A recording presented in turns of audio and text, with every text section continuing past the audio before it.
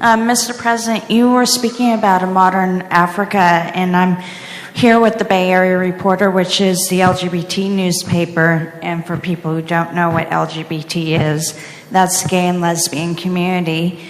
So I'm wondering, you've done so much for women in Rwanda, and they have so much power. I'm wondering, is the LGBT community a part of the future of Rwanda?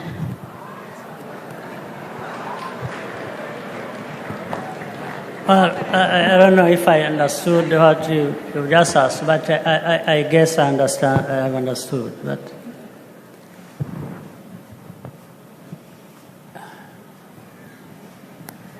LGBT, homosexuality. Yes, it hasn't been our problem.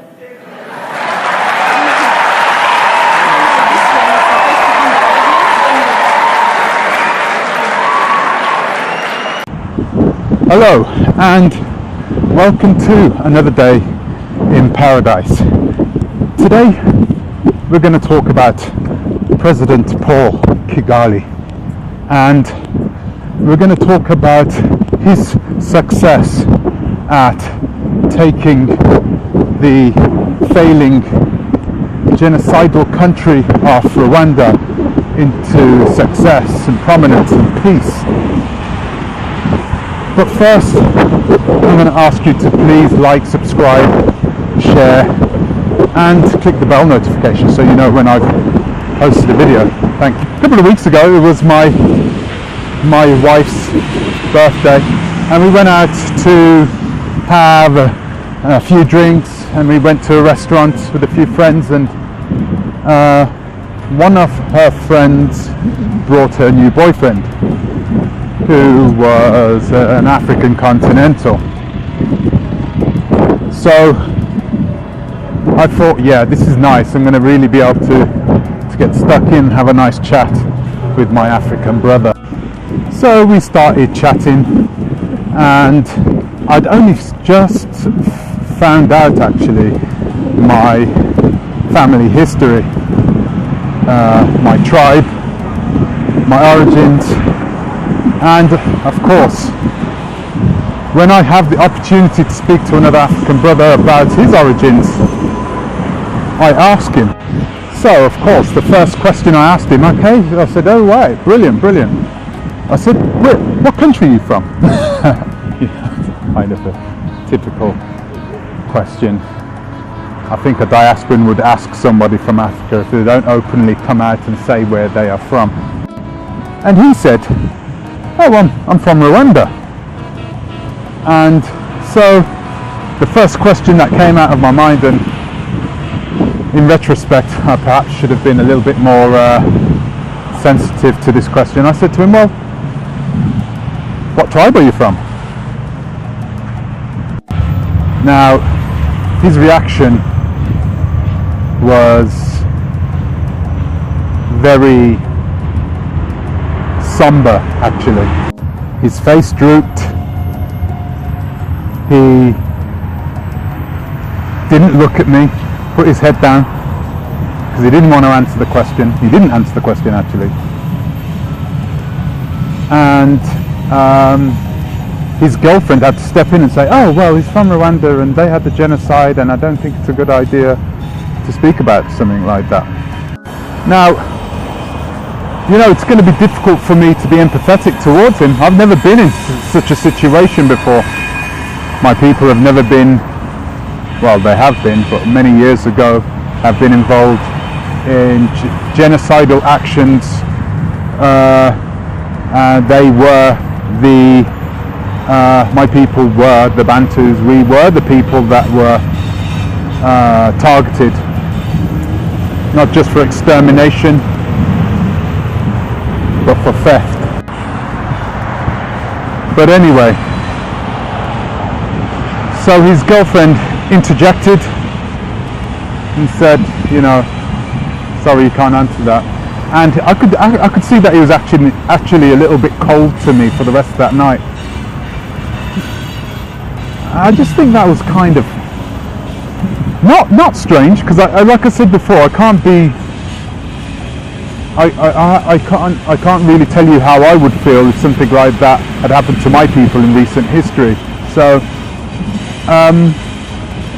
not strange, but I'm thinking, I don't know, man, what kind of a man lets his woman speak up for him? What kind of a man does that? You know, you've been through troubles. Your family's been through troubles. Horrible things have happened. But just fuck it. If you don't want to speak about it, just say it. Be a man and say it. Right? You don't want to speak about your tribe? Say it. I mean, you know, not everyone's going to take that into account. Not everybody even knows that Rwanda as a country exists. So yeah, say something. Spit it out. Be a man. So if you don't know, the country of Rwanda back in 1994 suffered one of the most horrific acts of genocide ever seen in modern history. Hundreds of thousands of people were murdered, and they weren't just shot up, they were bludgeoned and chopped to death. Men, women, children, babies. So after that, what do? The commander of the Tutsi-led resistance, I think it was Commander Paul Kagame, led his army to victory to take over once again the country of Rwanda. Ever since then, he has brought peace, prosperity. Rwanda has had year-on-year growth of 8% for the last 20 years, which is just, it's incredible. Volkswagen have opened a car plant right there in the capital of Rwanda, Kigali. They have their own domestic brand of laptop computers being built in Kigali. They have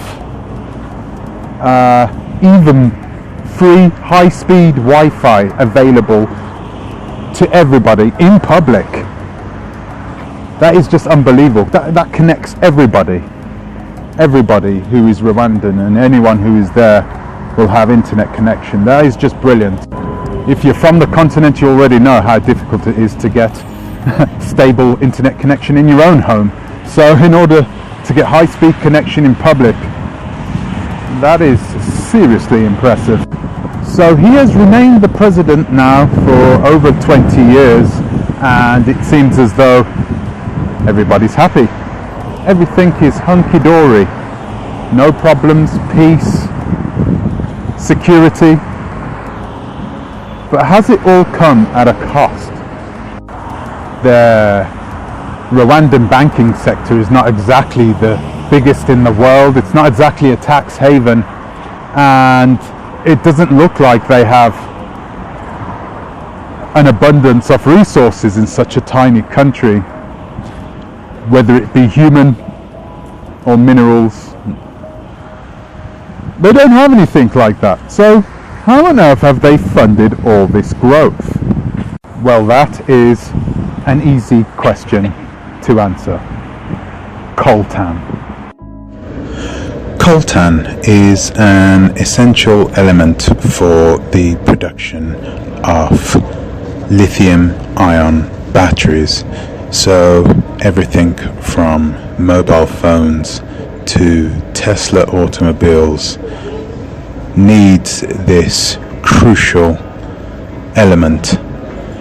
It is also used as an insulator inside electronic equipment. So the use for this very flexible element is extremely durable. So everybody is in want for this particular element. While there are mines inside Rwanda. They barely mine enough coltan in order to meet market demands. So the coltan mined in Rwanda is more supplemental. But what exactly is it supplement? Neighboring Congo holds 70% of the world's coltan reserves, which means, obviously, that the Rwandans are taking their coltan from neighboring Congo. They are doing this by invading the northeastern edge of the Congo that Rwanda has a small border with. They'll then destabilize the area under the pretext of going after former Hutu extremists who were complicit in the genocide. They will then use that as an excuse to go in, kill, murder, plunder, and then take over the area and then do whatever they wish with impunity. Now it's time for you to take notes if you are planning to move to Rwanda, because this is quite important what I'm about to say. So I'm going to have to continue like this, unfortunately. Yeah, I'm in an airport and you're not allowed to take your mask off in the airport. So this is how Rwanda has managed to find these resources. They've simply stepped next door into their neighbor's country, the neighboring country of the Congo. And the Congo does have these resources. They have plenty of these resources in abundance. So what have you got here? You have the perfect ingredient here. You have the resources. You have a very good reason to go into that country. You have the support of the international community to go into those countries to continue to keep those people who had once genocided people at bay, who are still at large. You have a charismatic leader, one of the best commanders in recent history. He managed to lead a small army and overpower a larger army. You just have the perfect storm there, really, of ingredients. You also have neighbors surrounding this one little part of the Congo, which is extremely rich in resources, who all want a piece of the pie. So there you have it. You have the perfect reason for the continuous, purposeful destabilization of northeastern Congo. So what about the international community? Don't they have something to say about this genocide that has been happening in northeastern Congo? They must have had something to say, surely.